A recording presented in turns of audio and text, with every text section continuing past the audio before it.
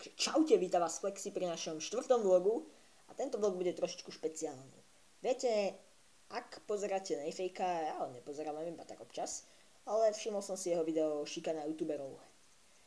A tam to vyjadril ako všetkých tých hejterov a takých ľudí, ktorí zúfalo potrebujú, aby sa na nich nasrali ľudia.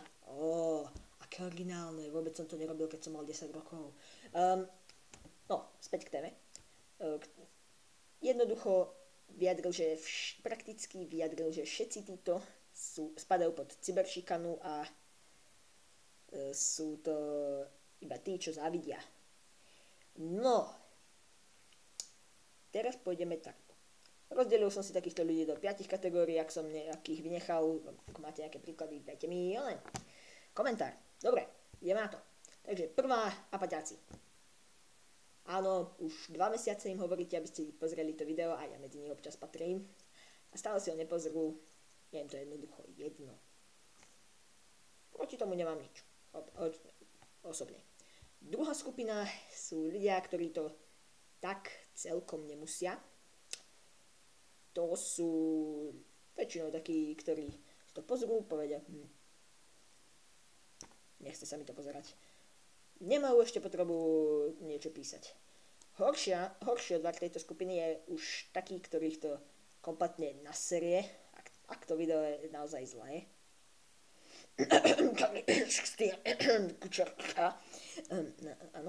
A väčšinou napíšu nejaký škaredý komentár. Nemusia to robiť z hejtu, hejteri väčšinou hejtu slávnych, aby si to všimlo čo najviac ľudí, aby videli, akí sú debili. Publicita je všetko, ľudia. Takže to sú takí, čo napíšu hnusný komentár, ale nedá sa to celkom rátať ako hejt. Jednoducho sa im nepáči to video a neviem, čo majú proti tomu, že by jednoducho nedali odber alebo nepozerali si tie videá. Logiku niektorých ľudí nepochopím. No to je jedno. Nedávno mi jeden čorkol nick. Tiež sa pomenoval FlexiLP. Už 3. youtuber. Sme virálni.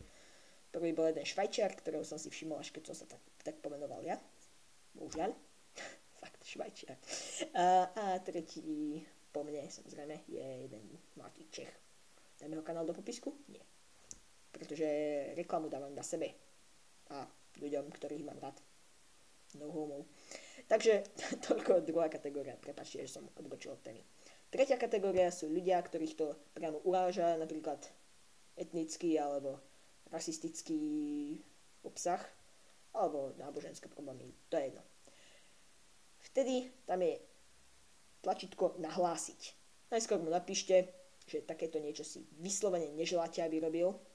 Ak sa vám to už niekedy stalo, napríklad ste tmavšej pleti a niekto nadáva na všetkých cigánov ako pokolenie, nie že mu niekto ukradol bicykel, tak je trochu naštvatý, ale že by bol priamo druhý Hitler, iba na videu.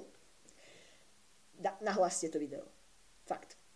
Urobíte službu sebe aj YouTube, pretože takýchto ľudí neznášame. Dúfame. Štvrtá časť sú konečne hejteri. Títo, keď sa s nimi stretnete osobne, väčšinou vás pozdravia, ale keď dáte video, väčšinou vás pozdravia krásnym, ani nie krásnym komentárom, kde hovoria, ako by ste mali spáchať samovraždu. A že vaše videá sú hrozné a že by ste mali spáchať samovraždu ešte raz a niečo v tomto duchu. Takže takýchto ľudí nahlásiť sa dajú aj komentáre, čo ja viem. Alebo ak je to často jeden používateľ, vykážte ho z komentov. Dá sa to urobiť v nastaveniach videa. Urobil som to ja s Kristianom Kučerkom. Čo budeš robiť teraz, mladý? Bože môj. A 5. trollovia. Už dávnejšie bola Medbros aféra s livestreamom. Nevidel som ten livestream, ale videl som tam časť videa.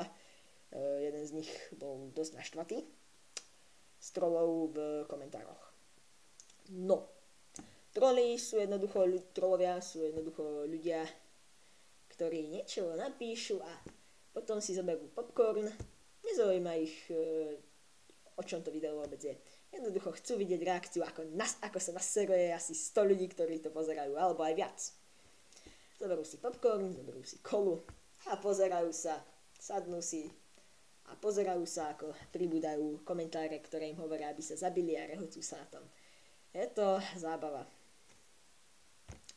Pokiaľ sa nenaserie práve ten niekto pri live streame. Takže to. Je to občas dosť otravné, stromy, a ja som to robieval. Máte ma. Ale nerobieval som to pravidelne. A prestal som s tým samozrejme, čo som dosiahol 12 rokov. Takže tak, ak to robíte po 12 rokoch, vtedy máte nejaký seriózny problém. No dobre, takže toľko je našich 5 kategórií. Ak som niečo zabudol, opäť upozornite ma v komentároch, takže like za slaninu, dislike za satana, zdieľanie za palacinky s kečupom. Čo? Áno, zdieľanie za palacinky s kečupom a odber za, neviem, ak máte radi svoju starú mamu. Takže toľko, čo by som ešte povedal. Asi dovidenia.